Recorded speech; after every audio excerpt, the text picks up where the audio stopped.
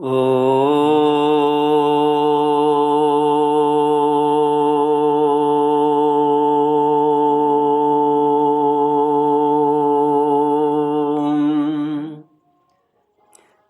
गुरुचरण कमलेभ्यो नमः। श्री गणेशाय नमः। श्री सरस्वती नमः। श्रीमद्भागवत भगवान की जय। श्री कृष्ण गोविंद हरे मुरारी, हे नाथ नारायण वासुदेव। श्री कृष्ण गोविंद हरे मुरारे, हे नाथ नारायण वासुदेव। ओम नमो भगवते वासुदेवाय। ओम नमो भगवते वासुदेवाय।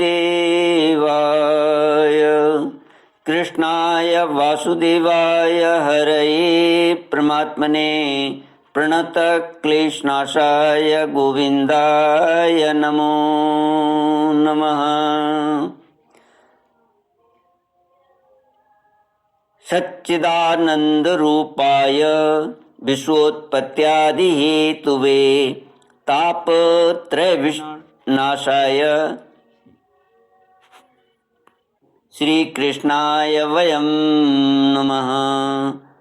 सच्चिदानंद रूपाय विश्वोत्पत्त्यादि हेतवे तापत्रय विनाशाय श्री कृष्णाय वयं नमः।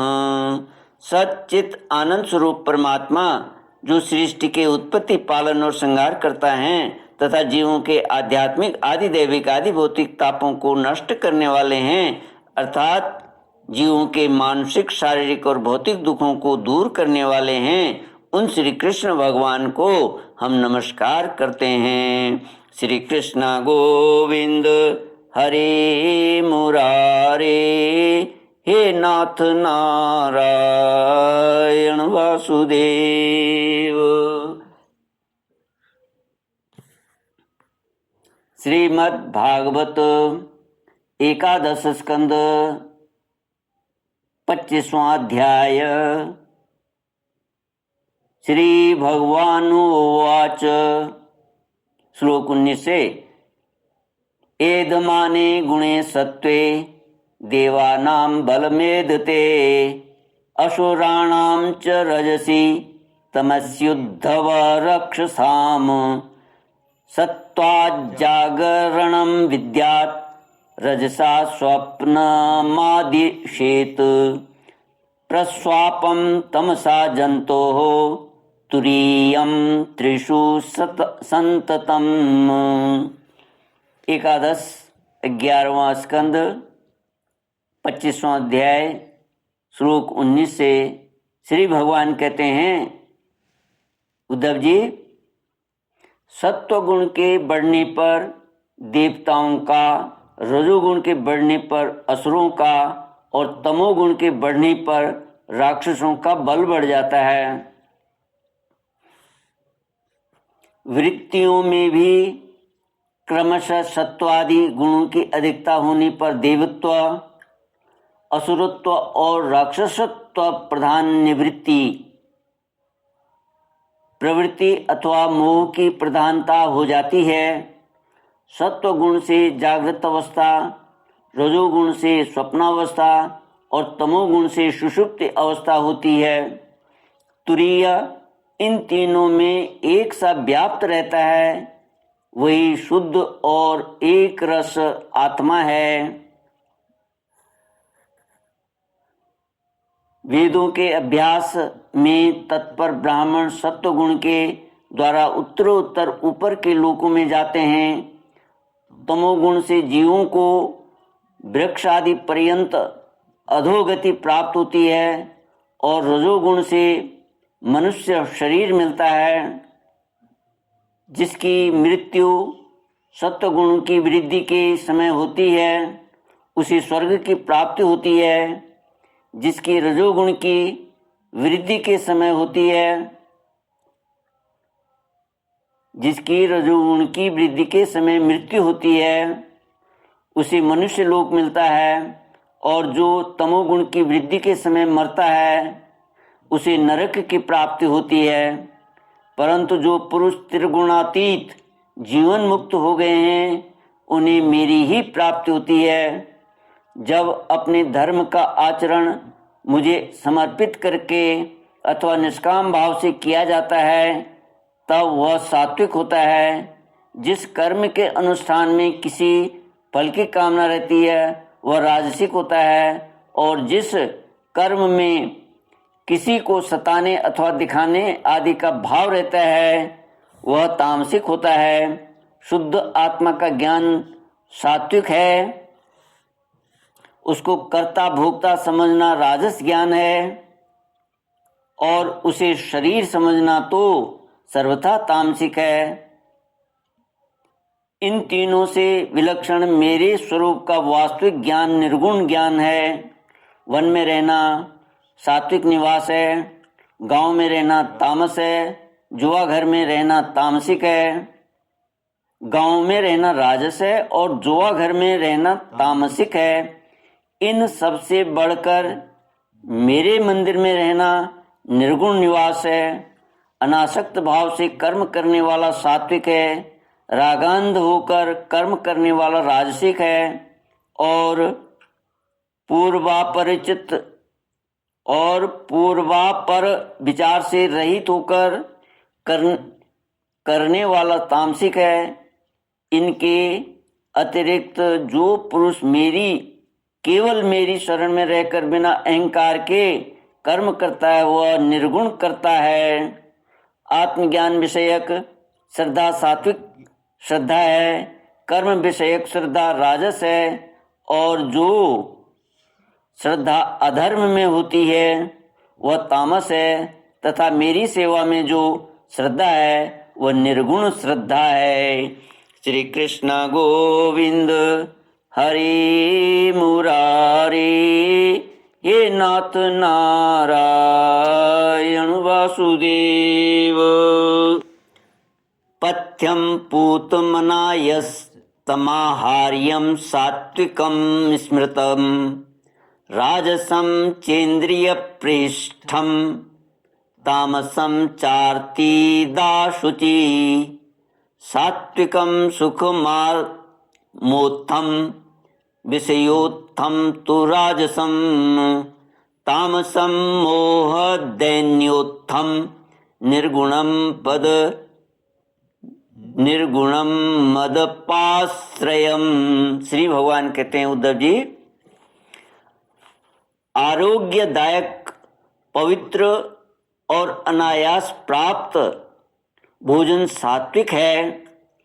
रसनेन्द्रिय को रुचिकर और स्वाद की दृष्टि से युक्त आहार राजस है, और दुखदायी और अपवित्र आहार तामस है। अंतर्मुखता से आत्मचिंतन से प्राप्त होने वाला सुख सात्विक है।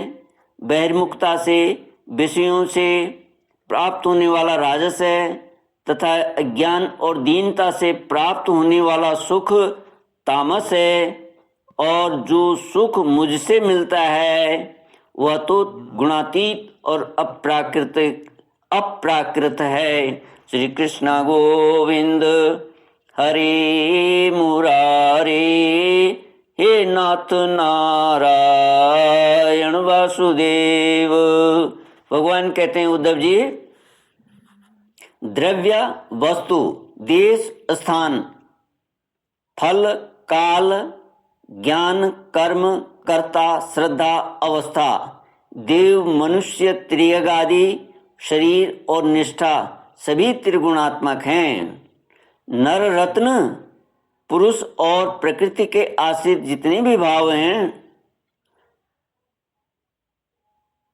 नर रत्न उद्धव जी को कह रहे हैं भगवान संबोधित करते हुए, कहते हैं कि नर रत्न श्रेष्ठ पुरुष और प्रकृति के आश्रित जितने भी भाव हैं सभी गुणमय हैं। वे चाहे नेत्रादि इंद्रियों से अनुभव किए हुए हों, शास्त्रों के द्वारा लोक लोकांतरों के संबंध में सुने गए हों अथवा बुद्धि के द्वारा सोचे विचारे गए हों, जीव को जितनी भी योनियां अथवा गतियां प्राप्त होती हैं वे सब उनके गुणों और कर्मों के अनुसार ही होती हैं। हे सौम्य, सब के सब गुण चित्त से ही संबंध रखते हैं, इसलिए जीव उन्हें अनायासी जीत सकता है। जो जीव उन पर विजय प्राप्त कर लेता है वह भक्ति योग के द्वारा मुझ में ही परिनिष्ठित हो जाता है और अंततः मेरा वास्तविक स्वरूप, जिसे मोक्ष भी कहते हैं, प्राप्त कर लेता है। यह मनुष्य शरीर बहुत ही दुर्लभ है। इसी शरीर में तत्व ज्ञान और उसमें निष्ठा रूप विज्ञान की प्राप्ति संभव है, इसलिए इसे पाकर बुद्धिमान पुरुषों को गुणों की आसक्ति हटाकर मेरा भजन करना चाहिए। विचारशील पुरुष को चाहिए कि बड़ी सावधानी से सत्व गुण के सेवन से रजोगुण और तमोगुण को जीत ले, इंद्रियों को बस में कर ले और मेरे स्वरूप को समझकर मेरे भजन में लग जाए। आसक्ति को लेश मात्र भी न रहने दें। योग युक्ति से चित्त वृत्तियों को शांत करके निरपेक्षता के द्वारा सत्व गुण पर भी विजय प्राप्त कर ले। इस प्रकार गुणों से मुक्त होकर जीव अपने जीव भाव को छोड़ देता है और मुझसे एक हो जाता है। जीव लिंग शरीर रूप अपनी उपाधि जीवत्व से तथा अंतःकरण में उदय होने वाली सत्वादि गुणों की वृत्तियों से मुक्त होकर मुझ ब्रह्म की अनुभूति से एकत्व दर्शन से पूर्ण हो जाता है और वह फिर बाह्य अथवा आंतरिक किसी भी विषय में नहीं जाता। श्री कृष्ण गोविंद हरे मुरारे, हे नाथ नारायण वासुदेव। ओम नमो भगवते वासुदेवाय। ओम नमो भगवते वासुदेवाय। इति श्रीमद्भागवते महापुराणे पारमहंस्यां संहितायां एकादशस्कन्धे पंचविंशोऽध्यायः। ओम पूर्णमदः पूर्णमिदं पूर्णात् पूर्णमुदच्यते पूर्णस्य पूर्णमादाय पूर्णमेवावशिष्यते। ओम शांति शांति शांति। हरि ओम। श्री गुरुभ्यो नमः। हरि